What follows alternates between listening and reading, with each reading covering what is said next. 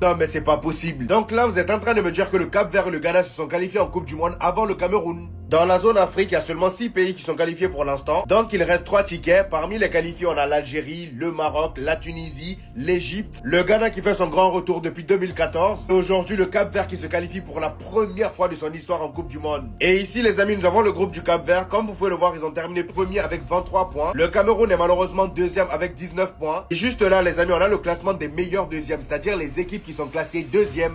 Et même ici, le Cameroun n'est pas premier, ils sont deuxième. Le Gabon est premier avec 16 points, le Cameroun deuxième avec 15 points. Le Burkina Faso troisième avec 15 points, le Niger également avec 15 points, ils sont quatrième. Donc là, la qualification pour le meilleur deuxième va se jouer entre les 4 premiers là. Et pendant ce temps, comme vous le savez, actuellement c'est le moment des votes. Et on vient d'apprendre que le gouvernement camerounais utilise la photo de Mohamed Salah pour faire des faux votes en faveur de Biya. Donc là, comme vous pouvez le voir, il y en a un qui est venu voter et il a mis la tête de Mohamed Salah. C'est vraiment n'importe quoi. En fait, là, on imagine Mohamed Salah comme ça au Cameroun. À tout moment, c'est vrai, hein, on sait pas.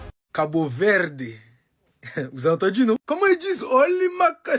Déjà, je vais commencer par dire Bomdia. Bomdia à tous mes Cap-Verdiens dans le monde entier qui me suivent ou qui me suivent pas. Aujourd'hui, on a appris l'une des plus belles nouvelles de l'histoire du football africain. Le Cap-Vert est qualifié à la Coupe du Monde. Parabéns!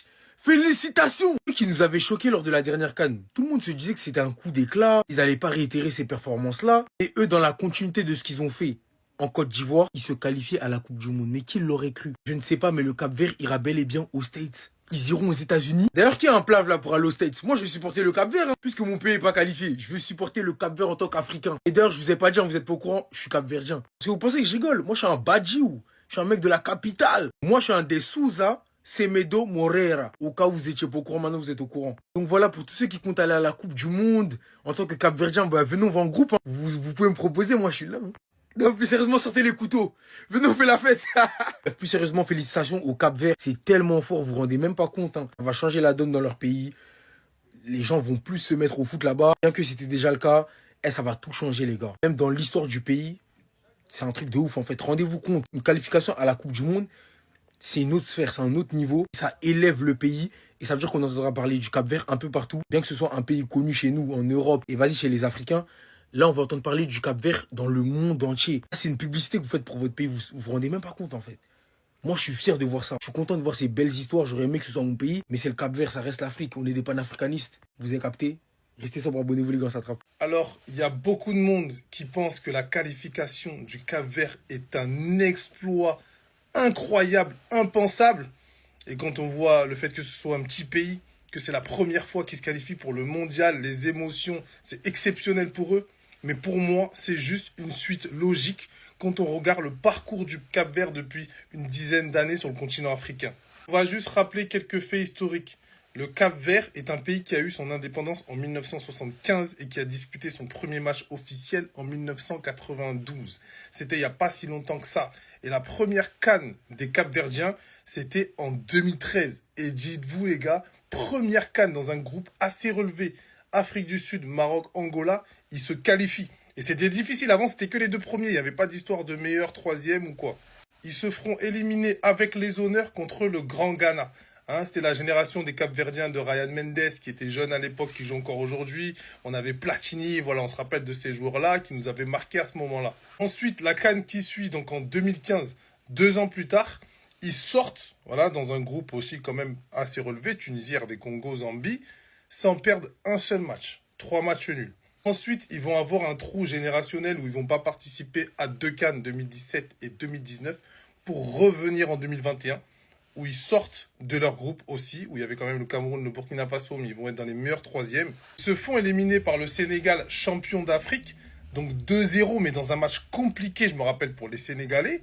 Donc pareil, avec les honneurs, en 2022, ils quittent la compétition 8e. En 2024, donc l'année dernière en Côte d'Ivoire, là, ils montent encore d'un niveau. Dans un groupe où il y a l'Égypte et le Ghana, s'il vous plaît, ils finissent premiers avec 7 points, passent les 8e de finale où ils éliminent la Mauritanie et perdent au tir au but cruellement en quart de finale après un 0-0 contre l'Afrique du Sud. Ils vont rater de manière un peu surprenante les qualifications pour la CAN au Maroc, mais derrière obtiennent le Graal pour cette qualification pour la Coupe du Monde aux États-Unis. Mais vous voyez les gars, au final ils sortent pas de nulle part. Tout ça c'est un travail, une progression de ce petit pays, mais bourré de talent au niveau footballistique. on le voit sur place ou dans la diaspora, les Caps, ça joue au ballon, les gars. Donc c'est mérité, bravo et félicitations. Et puis voilà des gens aussi. Mali même est mieux. Mali au moins, ils se sont fait éliminer en gagnant. Hier, ils sont partis, ils ont été éliminés en triomphant. Mais Angola, deux temps, vous faites nul de ces équipes. Ça montre tellement que vous êtes des nullards. Ce sont des nullards qui font nul et des équipes qui n'en vaut pas la peine. Cameroun ne vaut rien trop. C'est la poussière là qui vous fatigue. Ou bien, je ne sais pas, normalement, Eto'o doit vous attraper puis va vous chicoter vous tous. C'est quand vous faites au peuple camerounais là, c'est pas bien. C'est quelle équipe, c'est contre quelle équipe vous jouez même. Et puis vous foutez tout ça là. Genre, non, jouer Coupe du Monde, vous allez jouer Coupe du Monde aussi quoi. Sortez, descendez là, vaurien là. Ça dit dans cette histoire de vaurien là, virgule. Après Mali, c'est vous quoi. Mali même est fort que vous. Actuellement, si Mali attrape Cameroun, ils ne vont pas les louper. Je sais de quoi ils vous parlent. Et puis après, Camerounais qui a venu me dire le contraire. On parle du foot, on parle des ballons, Fafa, Cameroun, Mali va les allumer, aller-retour. Vous me regardez les équipes contre qui vous avez fait nul. Regardez les équipes contre qui vous avez fait nul. À cause de ça, il y a deux équipes, il ne faut jamais parier sur Cameroun et puis Mali. Ce sont les deux équipes les plus nulles de toute l'Afrique. Les deux équipes les plus poussées de Mali. Ils sont forts, ils sont très forts dans vos rien. Et vous, demain, pour nous, notre qualification, demain, on va vous asseoir, on va asseoir notre domination pour toujours. Pour l'instant, les deux, vous écrivez si Melbet avec mon code promo, Dolphobet, vous allez avoir jusqu'à 300% de bonus au premier rechargement. Merci. Et puis, Quel exploit!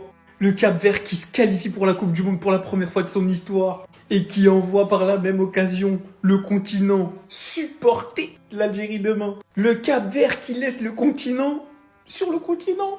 Parce qu'après cette qualification historique du Cap-Vert qui a gagné aujourd'hui 3-0 face à l'Eswatini, il ne reste plus que 3 places.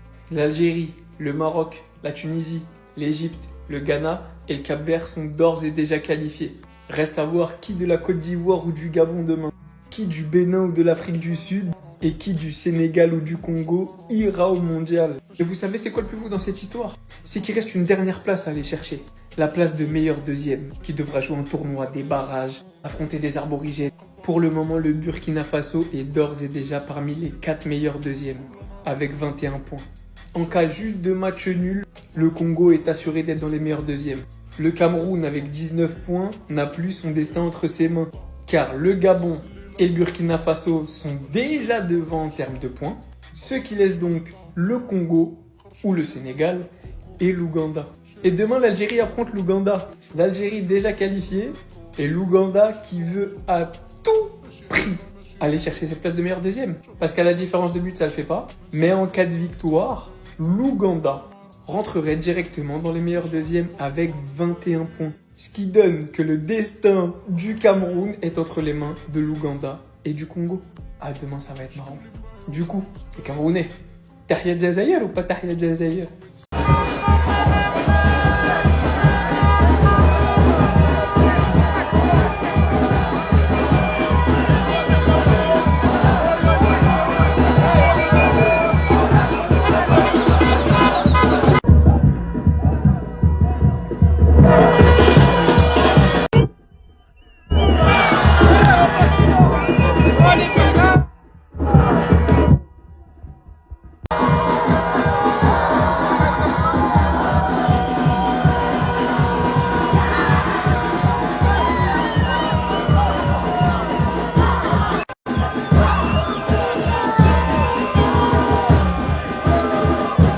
Mais quel match! Le Togo a dominé le match! Le Togo a dominé ce match, les gars!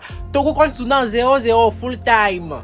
Le Togo a dominé ce match. Non, du début jusqu'à la fin, les tirs cadrés, les tirs simples, les corners. Non, le Togo a dominé ce match. Ils ont dominé. Félicitations aux joueurs. Félicitations. Continuez de nous régaler. Les Togolais sont fiers de vous.